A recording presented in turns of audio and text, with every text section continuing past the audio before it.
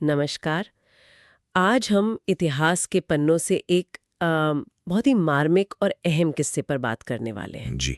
हमारे पास एक लेख है, भगत सिंह समता की सीख। हम्म। और इसमें ना भगत सिंह के जेल के दिनों का एक ऐसा वाकया है जो बोघा नाम के एक सफाई कर्मचारी से उनके रिश्ते पर रोशनी डालता है। हाँ। आज हम इसी एक प्रसंग की गहराई में उतरकर सामाजिक बराबरी पर उनके विचारों को समझने की कोशिश करेंगे। बिल्कुल। और ये सिर्फ एक भावनात्मक कहानी नहीं है।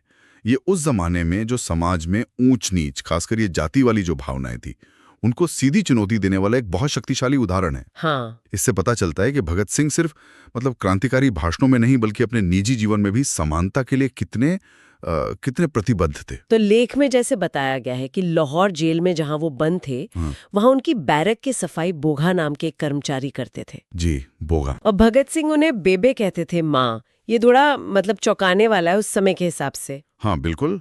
और स्रोत बताता है कि जब उनसे पूछा जाता था तो भगत सिंह का तर्क बड़ा सीधा था, बहुत मानवीय। क्या तर्क था? वो कहते थे, जैसे मेरी माँ ने बचपन में मेरा मलमूत्र साफ किया, वैसे ही भोगा ने यहाँ मेरे लिए किया है, तो मेरे लिए वो माँ समान क्यों नहीं। ओहो। और ये सिर्फ कहने की बात नहीं थी।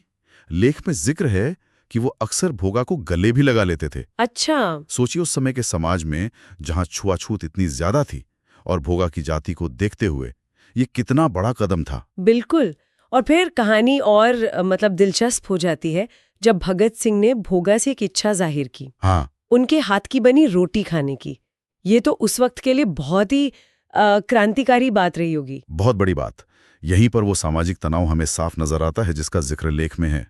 भोगा हिचकिचा गए। क्यों? उन्होंने कहा, लेख के अनुसार, कि मैं तो अदना सा भंगी हूं और आप ऊंची जात के सरदार।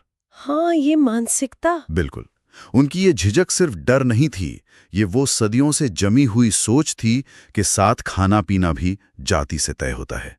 उनके लिए शायद ये सोचना भी मुश्किल था। लेकिन भगत सिंह तो भगत सिंह थे, वो कहाँ मानने वाले थे। सही कहा। लेख कहता है कि फांसी से बस कुछ ही दिन पहले उन्होंने फिर से अपनी यह जिद दोहराई। हाँ, उन्होंने कहा, बेबे, अब तो हम चंद दिन के मेहमान हैं, अब तो मेरी ये इच्छा पूरी कर दे। इसमें एक अर्जेंसी थी, एक आखिरी ख्वाहिश वाली बात। और यहीं घटना अपने भावनात्मक चरम पर पहुंचती है। कहते हैं, बोघा की आंखों से आंसू बह निकले। उन्होंने कांपते हुए, रोते हुए हाथों से भगत सिंह के लिए रोटियां बनाई, और जैसे ही भगत सिंह ने पहला निवाला लिया, बोघा फूट फूट कर रो पड़े। ये तो बहुत ही भावुक पल रहा होगा। बहुत ज्यादा। लेख उनके शब्द बताता है, वो बोले, ओए भगता, ओए मेरे शेरा, धन्य है तेरी माँ जिसने तुझे जन्म दिया। ये सिर्फ रोटी खिलाना नहीं था, ये जाति व्यवस्था की दीवारों पर एक बहुत जोरदार और बहुत ही निजी भावनात्मक चोट थी। और भगत सिंह ने उन्हें फिर गले लगा लिया। ये दिखाता है कि उनके लिए समानता सिर्फ कोई बाहरी चीज नहीं थी, ये उनके अंदर तक बसी हुई थी। बिल्कुल। ये उनके जीने का तरीका था। उनके अंतिम दिनों में भी ये सिर्फ कहा नहीं, बल्कि करके दिखाया। सही। और यहीं पर स्रोत हमें एक बहुत जरूरी सवाल की तरफ ले जाता है। क्या सवाल? लेख के अंत में ये बात उठाई गई है कि भगत सिंह ने जो किया वो लगभग 88 साल पहले हुआ था, है ना? हाँ, लगभग 9 दशक पहले। तो सवाल यह है कि आज़ादी के इतने सालों बाद भी हम अपने समाज में वो जो ऊंच नीच और जाति का भेदभाव है, उसे मिटाने में वैसा साहस, वैसी स्पष्टता क्यों नहीं दिखा पा रहे हैं, जैसी भगत सिंह ने उसे बिल्कुल निजी काम में दिखाई थी। ये वाकई बहुत गहरा सवाल है।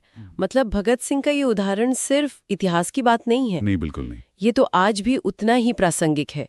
एक आईना है शायद हमारे समाज के लिए। दिखाता है कि समानता का रास्ता अभी कितना लंबा है। हाँ, और ये सवाल सिर्फ व्यवस्था का नहीं है, ये व्यक्तिगत स्तर का भी है। हाँ। भगत सिंह ने व्यक्तिगत हिम्मत दिखाई थी। स्रोत हमें सोचने पर मजबूर करता है कि अगर वो 88 साल पहले ऐसा कर सकते थे, बिल्कुल, तो आज हम सामाजिक बराबरी लाने में इतने क्यों हिचकिचाते हैं। बिल्कुल।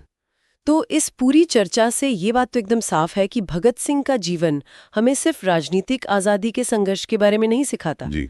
बल्कि सामाजिक बराबरी की लड़ाई, और वो भी व्यक्तिगत स्तर पर कैसे लड़ी जाए, इसका भी एक बेमिसाल उदाहरण पेश करता है। सही कहा। और अंत में हम श्रोताओं के लिए भी एक विचार छोड़ सकते हैं। हाँ, जरूर। भगत सिंह के इतने शक्तिशाली, इतने निजी उदाहरण के बावजूद समाज में बराबरी लाने की हमारी जो सामूहिक कोशिश है, वो इतनी धीमी और क्या कहें, हिचकिचाहट भरी क्यों रही है? क्या आज व्यक्तिगत स्तर पर उस तरह के साहस की कमी है, या फिर कारण कुछ और ज्यादा गहरे हैं? हाँ, इस पर सोचना जरूरी है। बहुत कुछ है सोचने के लिए।